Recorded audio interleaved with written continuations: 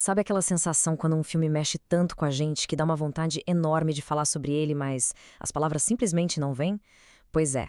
Hoje a gente vai transformar essa angústia em uma resenha de filme daquelas, convincente. E vamos entender de vez a diferença entre só resumir a história e analisar de verdade. Então, vamos começar com a dúvida que pega muita gente. Resumir a história é a mesma coisa que fazer uma resenha? A resposta curta é não, nem de longe.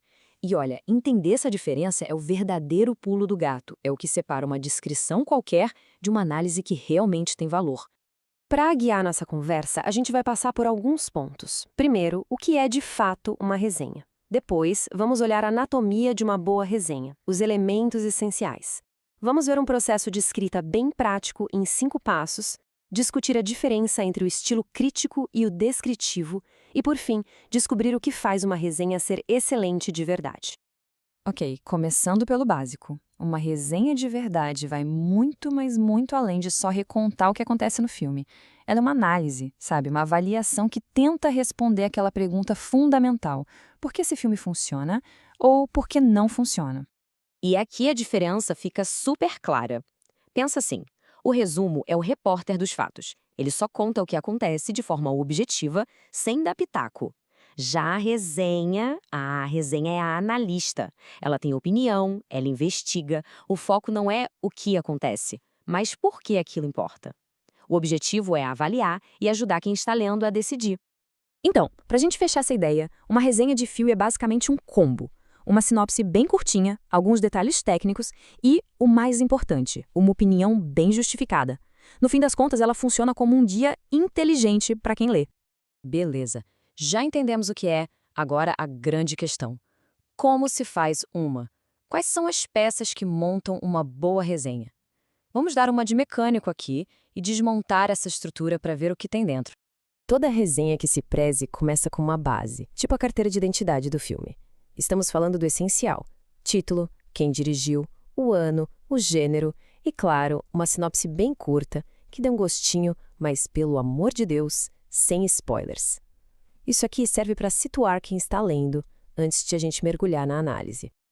Agora sim, a gente chega no coração da coisa, na alma da resenha, a análise crítica. É aqui que a opinião entra em campo. É hora de falar sobre as atuações, a direção, a fotografia, a edição, o ritmo, a trilha sonora e, claro, o roteiro. É com base em tudo isso que se constrói uma opinião e se faz a recomendação final. Vale ou não vale a pena? Ok, a teoria já está na cabeça. Mas e na hora de sentar para escrever? Como é que a gente transforma aquele monte de ideias num texto que faz sentido? Para isso, existe um processo, um passo a passo que funciona como um mapa para a gente não se perder no caminho. E o mapa é este aqui, são 5 passos bem diretos. Assistir com atenção, pesquisar o contexto, escolher o estilo, rascunhar o texto e, por fim, checar a qualidade. Vamos focar um pouquinho mais nos 2 primeiros, que são a fundação de tudo. O primeiro passo pode parecer óbvio, né? Mas não é só se jogar no sofá com a pipoca. É assistir com um olhar de analista. E a dica de ouro é, se der, assiste 2 vezes. Por quê? Porque na primeira, a gente se envolve com a história, com a emoção. Na segunda, a gente já consegue pescar os detalhes técnicos, as nuances que passaram batido. Passo 2. Fazer a lição de casa. Uma resenha fica muito mais rica quando a gente entende o contexto do filme. Pesquisar o tema, ver outros trabalhos do diretor, isso ajuda a sacar a intenção por trás da obra e a fazer conexões que enriquecem demais a análise. Deixa de ser só uma opinião e passa a ser uma opinião informada. Certo? Agora vamos falar de estilo. Chega um momento em que é preciso fazer uma escolha. A resenha vai ter uma pegada mais crítica ou mais descritiva? E olha, não tem certo ou errado aqui, tá? É uma questão de objetivo, mas essa decisão vai definir totalmente o jeito que o texto vai conversar com quem lê.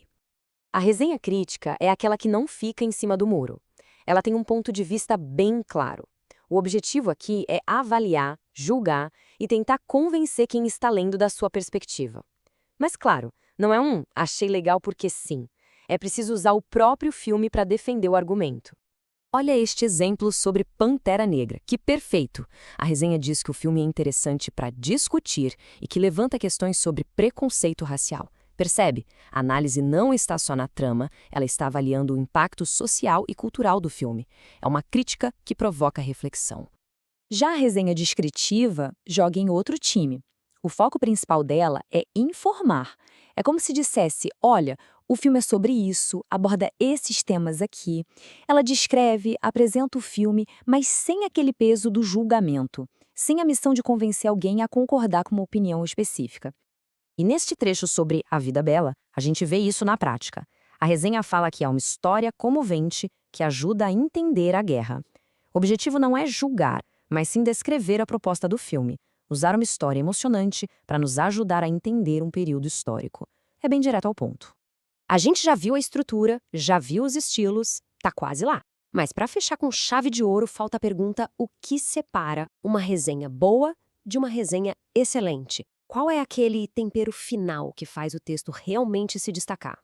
E o segredo está neste checklist. Uma ótima resenha descreve com clareza, é concisa, sem enrolação, foca no que é relevante para a análise e, acima de tudo, tem uma argumentação organizada e que convence. Marcar todos esses pontos é o que faz a diferença. E agora, a bola está com quem ouve.